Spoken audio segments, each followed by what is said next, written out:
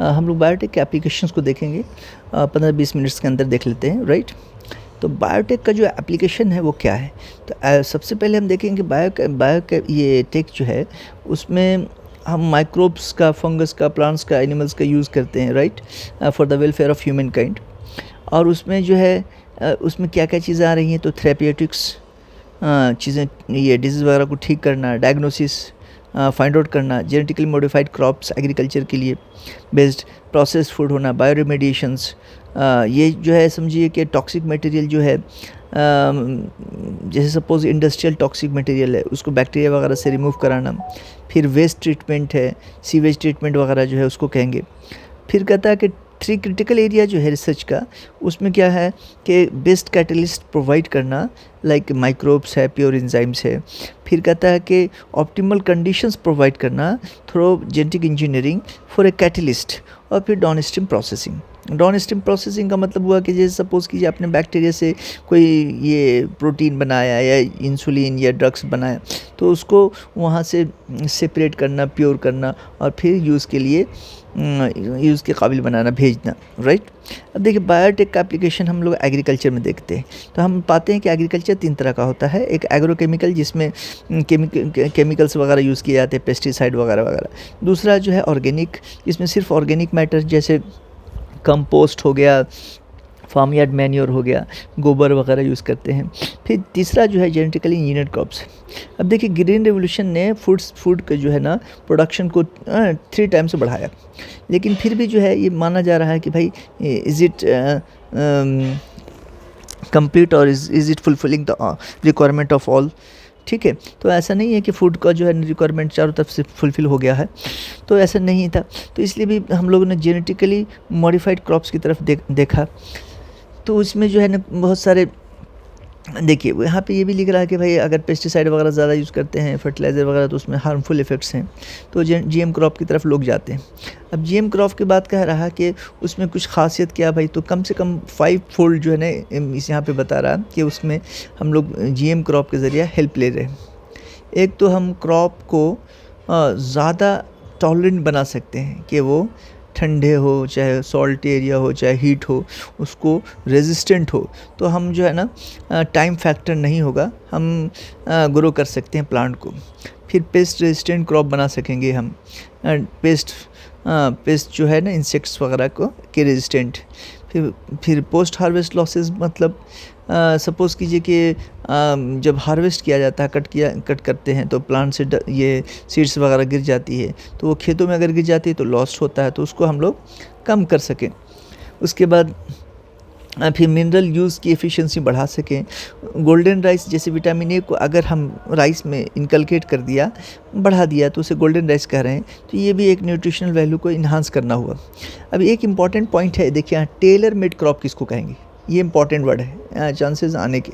Tailor made crop तो कहता है कि एक ये इंडस्ट्री में अल्टरनेटिव रिसोर्स के तौर पे अगर हम कुछ प्लांट्स को डेवलप करें तो उसी को टेलर मेड क्रॉप कहेंगे। और वो किस लिए भाई, तो स्टार्च सप्लाई देगा, फ्यूल देगा, फार्मास्यूटिकल फ्यूल्स वगैरह। ये फार्मास्यूटिकल्स फ्यूल्स में जैसे सपोज़ कि मेज़ को यूज़ किया जाएगा, अल्कोहल को जो है ना, अल्कोहल जिसको बायोफ्यूल कहते हैं, अल्कोहल के शक्ल में, या दवाएँ वगैरह, स्टार्च वगैरह। तो ऐसे प्लांट जो कि इंडस्ट्रियल तौर पे एक अल्टरनेटिव यूज़, इंडस्ट्री में अल्टरनेट फॉर्म में यूज़ किए जाएँ, तो उसको टेलर मेड करते हैं। अब हम लोग कुछ एप्लीकेशन देखते हैं बायोटेक में, तो देखिए ये जो एक देखते हैं कि बीटी कॉटन। तो बीटी कॉटन वाला ये जो बहुत कंसेप्ट है कि बैसिलस thuringiensis एक बैक्टीरिया है, उस बैक्टीरिया के अंदर डीएनए था। तो डीएनए जो है ना, डीएनए सपोज़ कीजिए बैक्टीरिया के अंदर डीएनए था, बैसिलस thuringiensis, तो ये डीएनए क्या बनाता है, एमआरएनए। अब एमआरएनए से क्या बनता है भाई, ये डीएनए है, सपोज़ कीजिए डीएनए से आरएनए बनने का, आरएनए बन जाएगा। अब आरएनए बनता है तो ये प्रोटीन बनाएगा, ये प्रो फॉर्म है, प्रोटॉक्सिन जो यहाँ लिख रहा है, यहाँ जो लिख रहा है यहाँ प्रोटॉक्सिन। अब अगर इसको अल्कलाइन मीडिया मिलेगा, तो बैक्टीरिया में तो अल्कलाइन मीडिया नहीं रहता, लेकिन इंसेक्ट के गट में रहता है, इंसेक्ट के लार्वा के गट में रहता है अल्कलाइन मीडिया। अल्कलाइन मीडिया यहाँ पे रहता है, तो इसके गट को कट कर देगा, जिससे लार्वा का डेथ हो जाता है।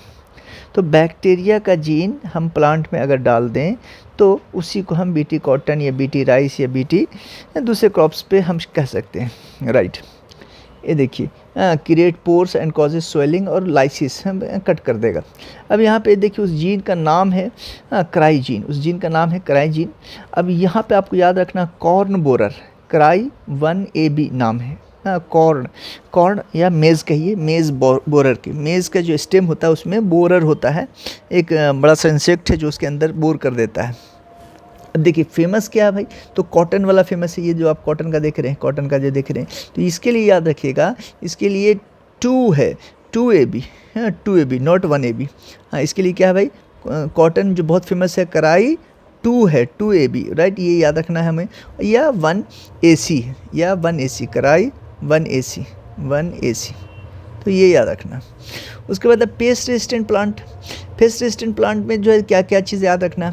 देखिए एक निमाटोड है मिलाडोगाइन इनकॉग्निटा, मिलाडोगाइन इनकॉग्निटा, ये बहुत ही फेमस, बहुत लगभग सारे प्लांट्स जो डाइकॉट को इन्फेक्ट करता है। अब ये कह रहा है कि टोबैको प्लांट्स को भी इन्फेक्ट करता है, रूट में इन्फेक्ट करता है। तो इसमें एक बड़ा अच्छी टेक्निक है, देखिए वो टेक्निक है आरएनए इंटरफेरेंस, जो सारे यूकैरियोट ऑर्गेनिज्म यूज़ करेंगे, यूकैरियोट में, बैक्टीरिया में नहीं यूज़ करेंगे, यूकैरियोट में आरएनए इंटरफेरेंस।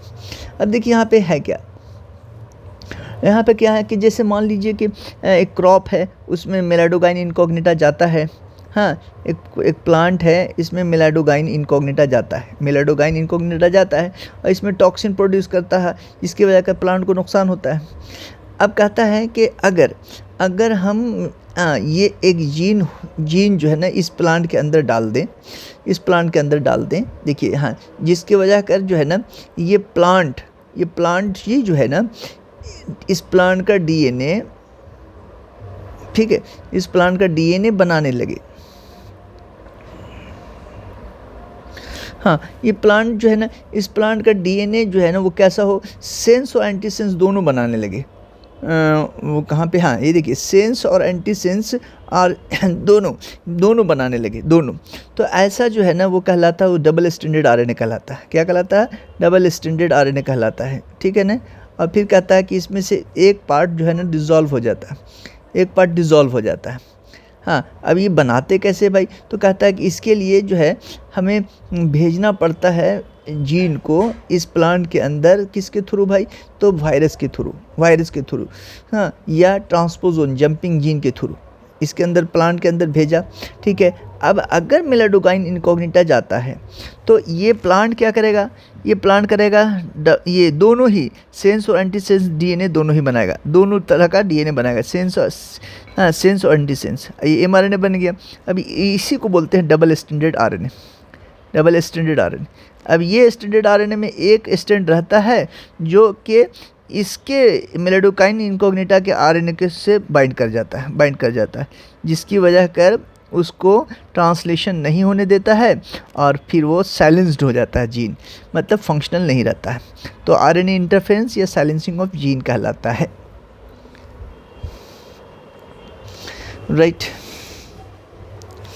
यहाँ पे 2 चीज़ें आपको इम्पॉर्टेंट ही क्वेश्चन आ सकता है। यहाँ पे आपको डबल स्टैंडर्ड आरएनए याद रखना होगा और जो प्रोड्यूस करेगा होस्ट वो क्या, तो सेंस और एंटीसेंस आरएनए, ठीक है।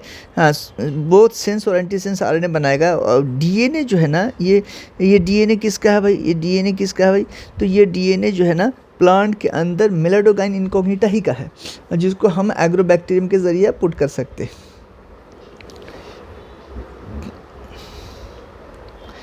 राइट। अब जो है हम लोग देखेंगे बायोटेक जो है ना मेडिसिन में क्या यूज़ हो रही है।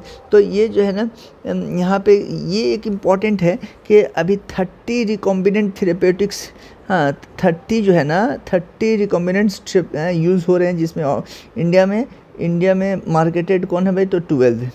तो ये वाला डाटा आप याद रख सकते हैं। अब देखिए इंसुलिन बहुत ही फेमस हुआ है, ठीक है। इसमें जो है ना आपको यहाँ पे ये देखना है कि जिसमें 3 पार्ट होता है, 3 पॉलीपेप्टाइड है, ए बी और सी, ABC। तो ए ये है और बी ये है तो सी ऊपर वाले को कह दिया। अब सी जो है ना उसको अलग किया जाता है, और सी को अलग किया जाता है तभी ये फंक्शनल होता है प्रोटीन, और फिर वो क्या नाम है वो इंसुलिन फंक्शनल है भाई, डायबिटीज़ को कंट्रोल करता है, ग्लूकोज के ब्लड ग्लूकोज को लोअर डाउन करता है। अब देखिए, अगर ए चेन पॉलीपेप्टाइड जो कि 21 अमीनो एसिड्स के हैं, अब बी जो 30 अमीनो एसिड्स के हैं, 21 अमीनो एसिड्स हैं और ये 30 अमीनो एसिड्स, इसको हम अलग अलग बैक्टीरिया, ई. बैक्टीरिया में अलग अलग जो है ना, इसको ई. बैक्टीरिया के अंदर जो है ना हमने डेवलप किए, बहुत सारे बना लिए, और फिर इन दोनों को डबल डाइसल्फाइड से जोड़ देते हैं, डबल डाइसल्फाइड से जोड़ देते हैं, डबल डाइसल्फाइड। हाँ देखिए, डाइसल्फाइड तो याद रखना ही आपको, देखिए एक है और दूसरा है, तो डबल डाइसल्फाइड बॉन्ड, और एक ऊपर में भी, हाँ ए पे भी है। तो ये जो है अगर आप जोड़ देते हैं तो क्या होता है भाई कि इंसुलिन बन जाता है। तो फर्स्ट मैन मेड इंसुलिन बना, जिसको ह्यूमोलिन भी कहते हैं, और ये एक बहुत बड़ा रिवोल्यूशन था। हाँ, क्योंकि बहुत कॉस्टली हो रहा था, पिग से या फिर कॉफ से, उसके पेंक्रियाज से इंसुलिन को क्रश करके निकाला जाता था और ह्यूमन को दिया जाता था, जो कि कॉस्टली अफेयर था और एक रिलीजियस इश्यूज़ अलग आते थे। तो ये जो है ना बहुत बड़ी बात हुई। तो इंसुलिन को हम लोग कैसे बनाया गया भाई, आरडीएनए टेक्निक से, आरडीएनए रिकॉम्बिनेंट डीएनए टेक्नोलॉजी से बनाया गया। सबसे पहले इली लिली कंपनी ने 83 में, अमेरिकन कंपनी ने बनाया। अब देखिए जीन थेरेपी क्या होता है। जीन थेरेपी मतलब मेडिकल साइंस में बायोटेक का यूज़ है। तो जीन थेरेपी में क्या भाई कि अगर किसी के पास जीन जो है, गड़बड़ जीन है जो डिजीज़ कॉज कर रही है, तो उसको हम कट करके निकाल दें और अच्छे जीन से उसको रिप्लेस कर दें। हाँ, तो उसी को जीन थेरेपी कहते हैं। ठीक है, तो यहाँ पे एक एग्जांपल लिया है, एडिनोसाइन डीएमिनेज। हाँ, ये एडिनोसाइन डीएमिनेज एक जीन से जो एंजाइम बनती है, वो बहुत ही इम्पॉर्टेंट है इम्यून सिस्टम के लिए। अगर ये नहीं बन रही है तो इम्यून सिस्टम बहुत वीक होगा, और ये समझिए कि एड्स से ज़्यादा ख़तरनाक कंडीशंस होगी। अब देखिए इसको जो है ना, इसका क्या यूज़ है, तो कहता है कि एक 4 इयर्स गर्ल चाइल्ड में यूएस में किया गया था 90 में। ठीक है, तो इसका क्या, इसको कैसे क्योर किया जा सकता भाई, तो इसके जो है ना, एक तो सबसे पहले ये है कि आप यहाँ पे एम्ब्रायनिक स्टेज में या एकदम चाइल्ड अर्ली स्टेज में आप जीन को ट्रांसप्लांट कर सकते हैं। सेलुलर लेवल पे है, सेलुलर लेवल पे यहाँ पे देखेंगे। अब देखिए एक सबसे पहले क्या करेंगे हम, आपको या तो यहाँ पे आप बोन मैरो ट्रांसप्लांटेशन कर सकते हैं, या फिर एडीए आप इंजाइम ख़रीद के, एडिनोसाइन डीएमिनेज इंजाइम ख़रीद के मार्केट से इंजेक्शन लगा सकते हैं।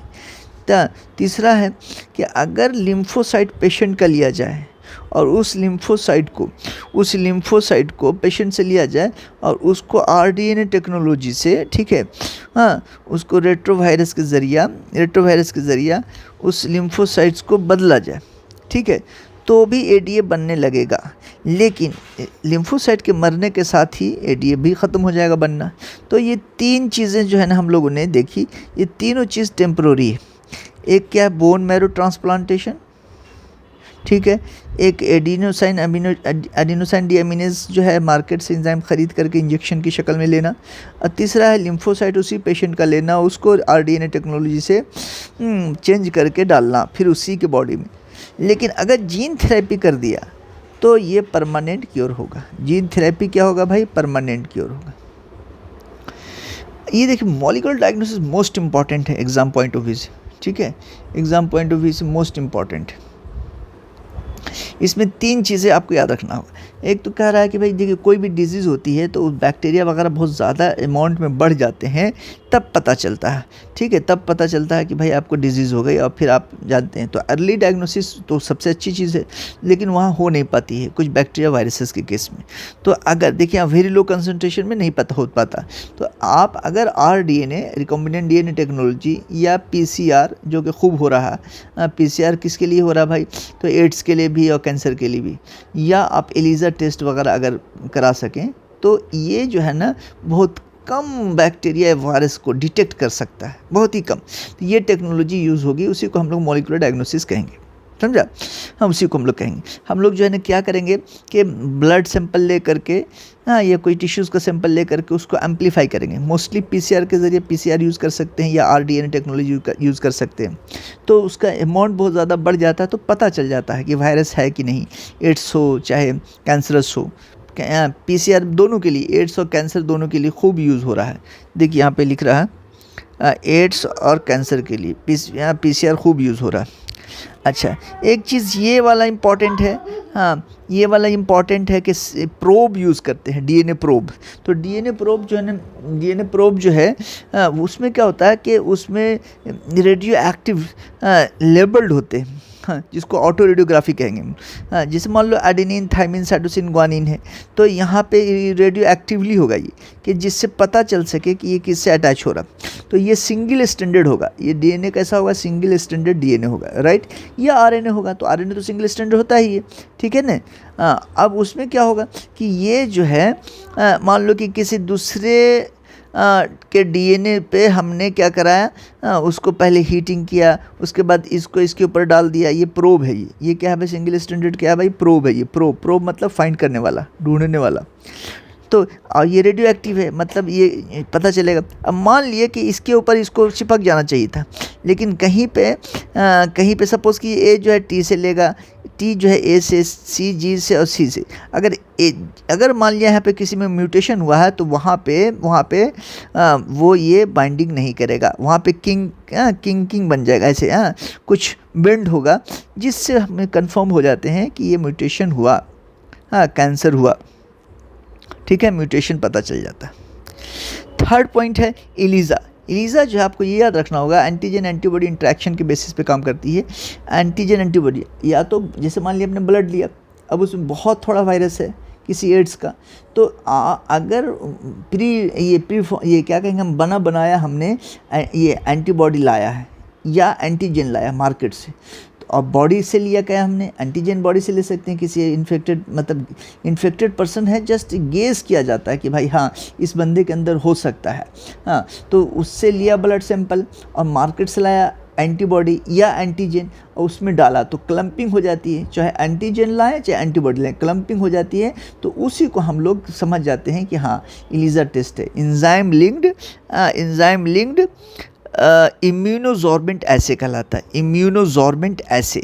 हाँ, तो उससे क्या हो जाता है कि पता चल जाता है कि यहाँ पे एंटीजन एंटीबॉडी इंट्रैक्शन हुआ कि नहीं हुआ, राइट। तो ये कैंसर के लिए काफ़ी, ये एड्स के लिए काफ़ी यूज़ होता है। अब ट्रांसजेनिक एनिमल की बात करते हैं कि एनिमल को अगर आपने जीन डाला, हाँ बाहर से जीन डाला, तो वही एनिमल ट्रांसजेनिक एनिमल कहलाएगा। जैसे कि आपने GMO क्रॉप कहा था, जेनेटिकली मॉडिफाइड क्रॉप, तो उसी तरीके से ट्रांसजेनिक एनिमल है।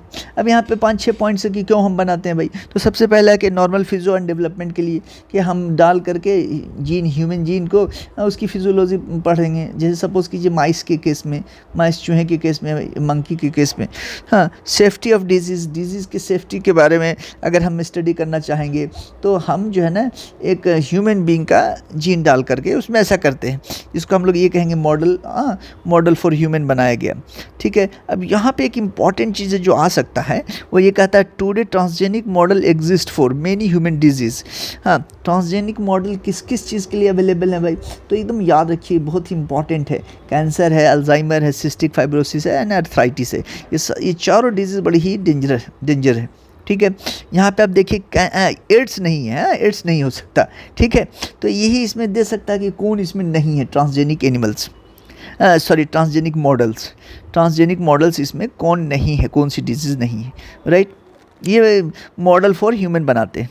बायोलॉजिकल प्रोडक्ट्स, आप जीन डाल करके किसी दूसरे ऑर्गेनिज्म से प्रोडक्ट भी हासिल कर सकते हैं। जैसे ह्यूमन का जीन गाय कौ के अंदर दिया गया कि भाई दूध जो है ना, ह्यूमन मिल्क का जो प्रोटीन है अल्फा लैक्टोअल्ब्यूमिन, वो जो है गाय के दूध में भी आए। तो यस, ये सक्सेसफुल रहा कि 2.4 ग्राम पर लीटर देने लगी, क्योंकि पहले जो गाय के दूध होते थे उसका जो पाउडर होता था बच्चे पीते थे, वो ज़्यादा बेहतर नहीं माना जाता था, क्योंकि उसमें ह्यूमन मदर की जो प्रोटीन है अल्फा लैक्टा वो एब्सेंट होती थी। तो बहरहाल ये सक्सेसफुल रहा। उसी तरीके से अल्फा-1 एंटीट्रिप्सिन जो इम्फेसिमा के लिए, इम्फेसिमा जो है ना ये लंग्स की एल्विलाई फटने पे हो जाता है भाई, या फिनाइलक्यूटिनुरिया। तो ये सब चीज़ जो है ना बायोलॉजिकल प्रोडक्ट्स जो है ना बनाए जाने लगे, ठीक है, बायोटेक एप्लीकेशन से। फिर उसके बाद वैक्सीन सेफ्टी देखी गई, हाँ, कि भाई बार बार जो है आप एनिमल को या ये मंकीज़ को या दूसरे को यूज़ जो करते हैं उसी के लिए। तो ये ख़ास तौर पे देखिए यहाँ पोलियो वैक्सीन के लिए, हाँ, transgenic mice are being used to test the safety of the polio vaccine. Polio vaccine की सेफ्टी का लेवल क्या है उससे ट्रांसजेनिक माइस बना करके देखा गया, और वही चीज़ समझिए केमिकल सेफ्टी भी समवट वही चीज़ है। यानी यहाँ टॉक्सिसिटी जो है ना कि टेस्टिंग करेंगे, टॉक्सिसिटी की टेस्टिंग करेंगे। Okay fine. इथिकल इश्यूज़ में देखेंगे कि क्या क्या कोई भी बायोटेक का यूज़ करके किसी तरह का एनिमल बना सकता है, कोई फेरोशियस एनिमल बना सकता है, किसी का जीन किसी एनिमल में डाल सकता है। जैसे सपोज़ कि ये शेर का जीन जो है ना, लायंस का जीन जो है, अगर आप माइस में डाल दिए तो माइस फेरोशियस हो सकता है, किसी को भी काट खाने को लिए दौड़ सकता है। तो इस तरह की चीज़ें आप नहीं कर सकते हैं, ठीक है। उसके लिए आपको अप्रूवल लेना पड़ेगा, ठीक है। Genetic engineering approval committee, GECAC, genetically engineered, ठीक है, अप्रूवल कमेटी, ठीक है, इससे लेना पड़ेगा, तभी जो है आप किसी तरह का बायोटेक का कोई प्रोडक्ट या कोई सर्विसेज ले सकते हैं, बना सकते हैं। अब देखिए यहाँ पे एक छोटी सी बात और आ रही है, कह रहा है कि इंडिया में जो है ना बहुत सारे इंडिया जो है डेवलपिंग नेशन है, इसके पास नेचुरल रिसोर्सेज काफ़ी हैं लेकिन टेक्नोलॉजी की कमी है। तो जैसे राइस है, तो राइस के पास इंडिया के पास 2 लाख वैरायटी है, राइस की 2 लाख वैरायटी है, जिसमें बासमती की 27 रिकॉर्डेड है। बासमती की कितनी है भाई? 27 बासमती की रिकॉर्डेड है। अब ये जो है ना एक पाकिस्तान, ये US कंपनी जो है वो इंडिया के ये बासमती राइस को यूज़ किया, पेटेंट करा लिया और उसको सेल कर रहा था। अब यहाँ के फार्मर्स जो यूज़ कर रहे थे, बेच रहे थे, तो उस पर उसको प्रॉब्लम थी। तो ये सारी चीज़ें मतलब गलत थी। तो एक तरह से समझिए इंटरनेशनल कोर्ट ऑफ जस्टिस में इसका केस जाता है। उसी तरीके से नीम है या फिर ये हल्दी है, ठीक है, टर्मेरिक, तो ये सब चीज़ें जो है ना ये लोग जो है ना चोरी कर ले रहे हैं, ठीक है, जिसको बायोपायरेसी कहते हैं, जिसको बायोपायरेसी कहते हैं कि मतलब किसी डेवलपिंग नेशंस का रिसोर्स यूज़ करके उसको इस्तेमाल करना बगैर पूछे हुए, राइट।